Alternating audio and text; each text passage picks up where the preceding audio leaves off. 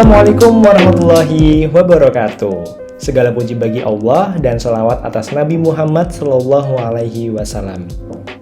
Baik, yang saya hormati Ibu Dian selaku dosen pengampu mata kuliah Desain Komunikasi Visual, lalu juga penonton semuanya yang semoga dirahmati oleh Allah Subhanahu wa Ta'ala. Baik, saya mohon izin untuk mempresentasikan logo branding Yogyakarta yang juga menjadi tugas akhir dari mata kuliah Desain Komunikasi Visual. Baik, langsung saja saya hendak mempresentasikan logo yang saya bikin.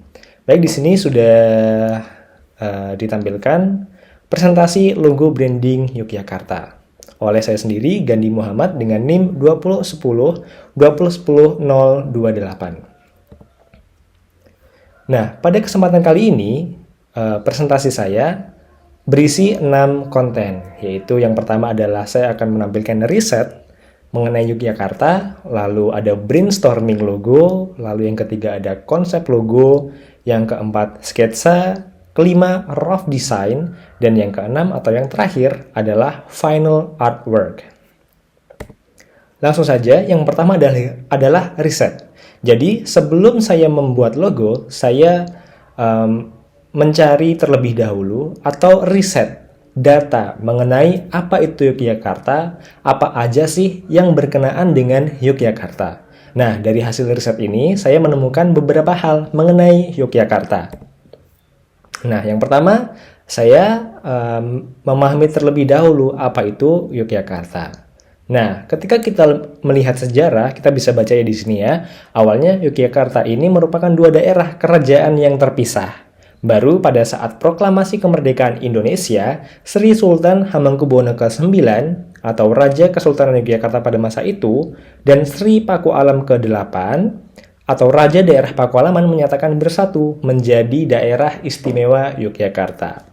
Nah, akhirnya pada 5 September 1945, sesuai pasal 18 Undang-Undang 1945, daerah Kesultanan dan daerah Pakualaman menjadi satu daerah, yaitu Daerah Istimewa Yogyakarta. Nah, setelah mengetahui apa itu Yogyakarta, selanjutnya saya juga mencari nih, apa aja sih yang berkenaan dengan Yogyakarta itu sendiri. Nah, di sini saya menemukan Keraton Ngayogyakarta Hadiningrat.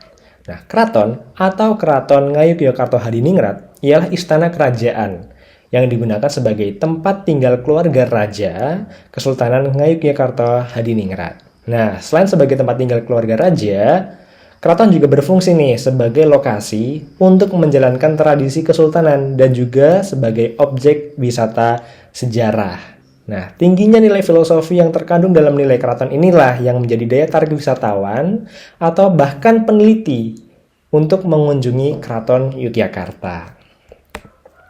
Nah, lalu selain itu saya juga menemukan budaya di Yogyakarta. Nah, ternyata Yogyakarta itu juga kaya sekali akan kebudayaannya. Yang pertama ada batik, lalu yang kedua ada tradisi unggah-ungguh atau tradisi norma kesopanan untuk menghormati yang lebih tua. Lalu yang ketiga ada pepatah Jawa penuh makna. Nah, untuk batik sendiri sebenarnya itu ada banyak sekali jenis-jenisnya ya. Nah, khusus untuk di Yogyakarta atau batik yang khas sekali dengan nuansa Yogyakarta itu saya menemukan ada 3 paling tidak ya. Yang pertama ada Parang Rusak Barong, lalu yang kedua adalah Parangkusumo atau batik motif Parangkusumo, dan yang ketiga adalah batik motif Kawung. Nah, untuk yang ketiga ini atau batik motif Kawung ini itu adalah sebuah motif batik yang memiliki nilai sakral ya. Kalau dari literatur yang saya baca itu bahkan motif batik Kawung ini tidak bisa sembarangan digunakan oleh orang umum gitu. Hanya petinggi-petinggi keraton saja yang boleh mengenakannya gitu. Nah, setelah itu saya juga dalam riset juga menemukan wisata-wisata yang ada di Yogyakarta. Nah, wisata ini banyak sekali dan mungkin familiar bagi kebanyakan dari kita. Yang pertama ada Malioboro. Siapa sih yang nggak kenal sama Malioboro? Malioboro ini adalah salah satu jalan terkenal yang ada di Yogyakarta. Nah, Malioboro ini terkenal karena selain terdapat jajaran penjual souvenir dengan harga terjangkau, jalan ini juga dilewati oleh Sri Sultan Hamengkubuwono untuk melakukan upacara kesultanan gitu. Nah, nama Maliboro konon berasal dari nama pemerintahan Inggris. Nama pemerintah Inggris, sorry. Nah, ketika memerintah Hindia Belanda yang bernama Marlborough pada tahun 1811 sampai 1816. Nah, yang kedua kita bisa temukan nih, ada wisata yang namanya Sentra Gudeg Wijilan gitu. Belum lengkap rasanya kalau ke Jogja kalau belum ke Sentra Gudeg Wijilan gitu. Lalu yang ketiga ada alun-alun. Alun-alun di Jogja ini ada dua yang terkenal, yaitu alun-alun utara dan juga alun-alun selatan. Lalu yang keempat ada pantai. Ada banyak banget pantai di Yogyakarta. Pantai Selili, pantai Parangtritis yang terkenal dan lain-lain gitu. Lalu yang kelima adalah yang paling terkenal nih, ada kesenian gamelan. Biasanya kalau kita main ke keraton atau ke daerah-daerah yang kental akan nuansa kesultanan itu kita akan temukan ada penampilan kesenian gamelan di situ. Terus yang keenam ada wayang dan yang ketujuh adalah seni rupa. Lalu, riset selanjutnya saya juga menemukan tentang modernitas di Yogyakarta. Ternyata selain Yogyakarta ini mempertahankan nilai kebudayaannya, Yogyakarta juga tidak ingin ketinggalan dunia modernitas yang semakin berkembang gitu. Hal ini dibuktikan dengan dibangunnya Bandara Yogyakarta International Airport. Lalu yang kedua ada Trans Jogja sebagai sarana transportasi warga Yogyakarta. Lalu yang ketiga adalah tradisi keilmuan di Yogyakarta. Nah, untuk yang ketiga ini kita nggak heran ya, karena dengan tradisi keilmuan di Yogyakarta yang terkenal, Yogyakarta juga dikenal sebagai kota pelajar. Gitu. Nah, itu adalah riset yang saya cari tentang Yogyakarta dan saya menemukan banyak hal di situ. Tapi yang namanya logo itu harus merepresentasikan semuanya tapi dalam bentuk yang sesimpel-simpelnya. Oleh karena itu, saya melakukan langkah brainstorming. Disinilah saya menemukan, saya menggunakan teknik mind mapping ya. Di sini kita bisa lihat Yogyakarta di situ nanti bercabang ke atas ada wisata, terus modernisasi, budaya, keraton. Gitu. Nah dari wisata, modernisasi, budaya dan keraton ini saya cabang lagi. Di wisata ada apa? Ada pantai, ada sentra gudeg tadi, terus ada pertunjukan wayang dan gamelan. Terus modernisasi itu ada bandara YIA, inovasi pelayanan publik dan lain sebagainya. Ini adalah proses brainstorming yang saya lakukan untuk sebelum membuat logo itu sendiri.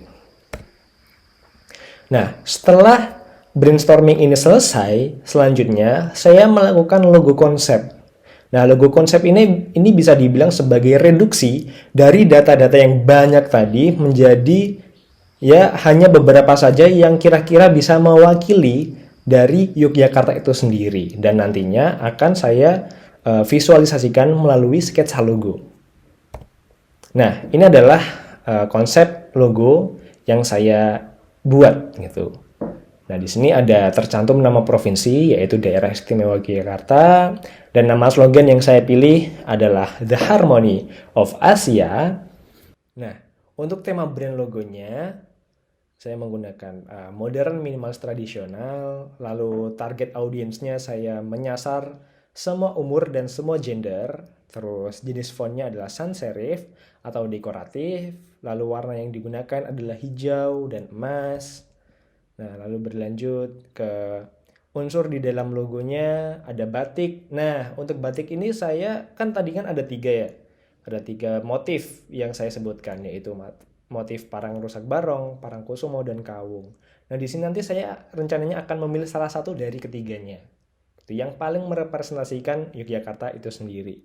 Nah, lalu ada pepatah Jawa. Jadi di logo itu nanti saya akan menyelipkan pepatah Jawa ke dalam logo. Gitu. Nah, untuk pemilihan pepatah Jawanya, saya ya ada pilihannya ada yang pertama ada urip iku urup, yang bermakna bahwa hidup itu harus memberikan manfaat pada orang lain. Lalu mungkin ada juga witing tresno jalanan suko kulino dan lain sebagainya. Nah, lalu unsur logo yang rencananya saya masukkan adalah yang ketiga adalah modernitas. Unsur yang terakhir ini nantinya akan diimplementasikan ke dalam pemilihan typeface yang elegan, dinamis, dan modern. Biasanya untuk menggambarkan modernitas, ini akan digunakan jenis font sans serif. Dan yang ketiga adalah tone of voice-nya adalah simple. Nah, ini adalah benchmarking logo saya. Ada logo Jogja itu sendiri, terus ada Malaysia Truly Asia, Australia, dan Wonderful Indonesia. Nah, setelah saya melakukan konsep logo, selanjutnya saya akan menuangkan ide-ide dari konsep logo tersebut ke dalam sketsa. Nah, ini adalah beberapa sketsa logo yang saya buat. Kira-kira ada 5 sketsa yang saya rancang, dan saya pilih 3 sketsa yang mungkin cocok untuk didigitalisasi nantinya. Nah, di sini saya pilih 3, yaitu di nomor 2, nomor 3, dan juga nomor 4. Setelah saya pilih, maka saya lalu membuat yang namanya rough design atau desain kasar gitu, tapi sudah didigitalisasi.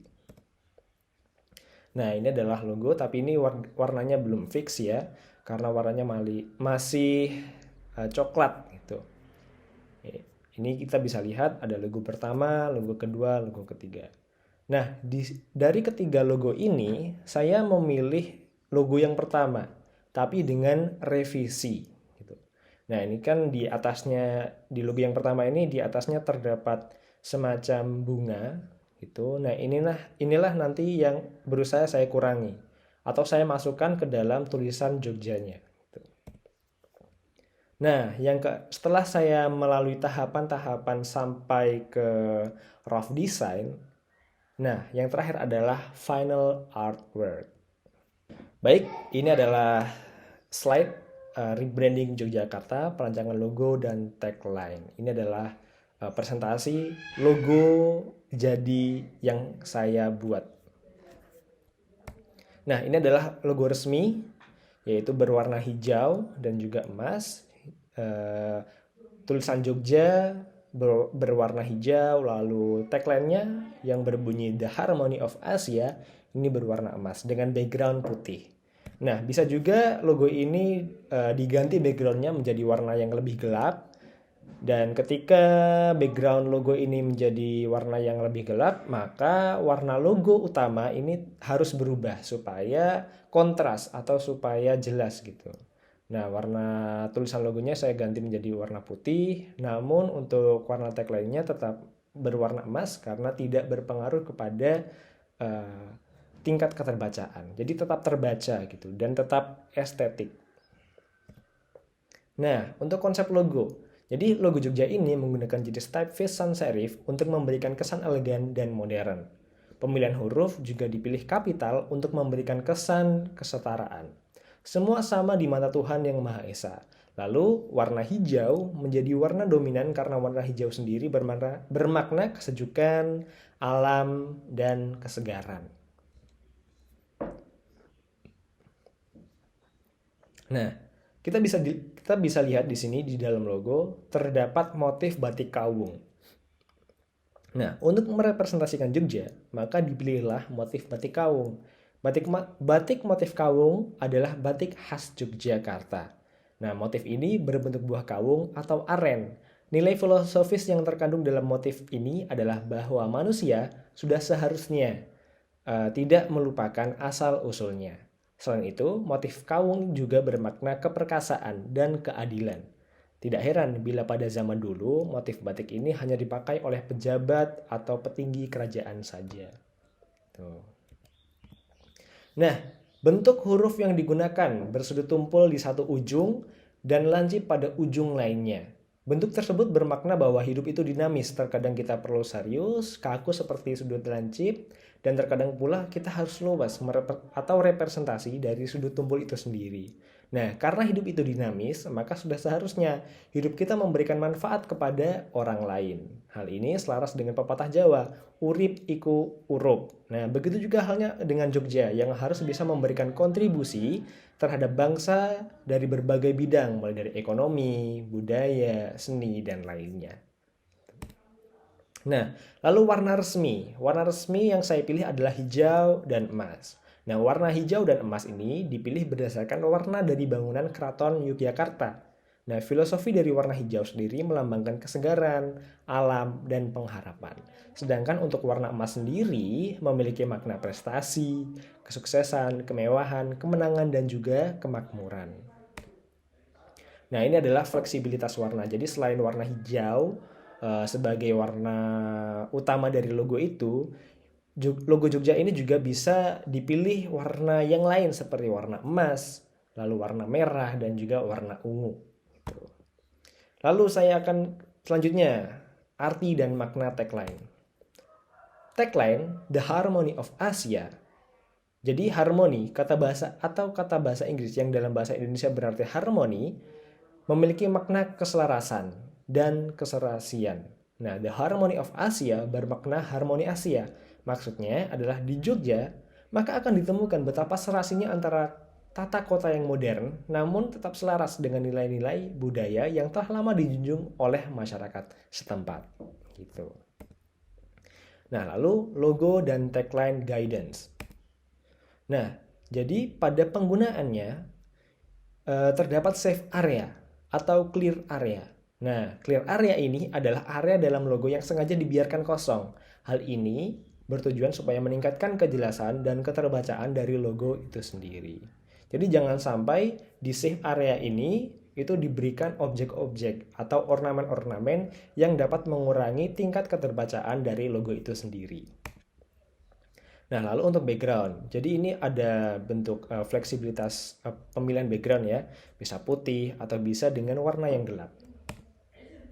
Nah, meskipun begitu, ada beberapa aplikasi yang tidak disarankan, seperti merubah proporsi logo secara horizontal, lalu merubah proporsi logo secara vertikal, lalu memberikan outline pada logo dengan warna yang tidak senada, lalu menggunakan atau memberikan drop shadow pada logo, memberikan elemen desain pada save area, dan juga menaruh logo pada background yang ramai dengan objek. Nah, lalu logo-logo ini bisa diaplikasikan dengan berbagai macam media. Di antaranya, coba ini saya berikan contoh ya, atau mock-up gitu untuk penggunaan mungkin surat resmi dari Yogyakarta. Ini adalah penggunaannya logo Jogja gitu, bisa ditaruh di bawah pojok kiri ya. Begitu juga dengan surat. Lalu selain itu, saya juga memberikan contoh bagaimana ketika logo Jogja ini diberikan atau ditempel ke dalam kaos gitu.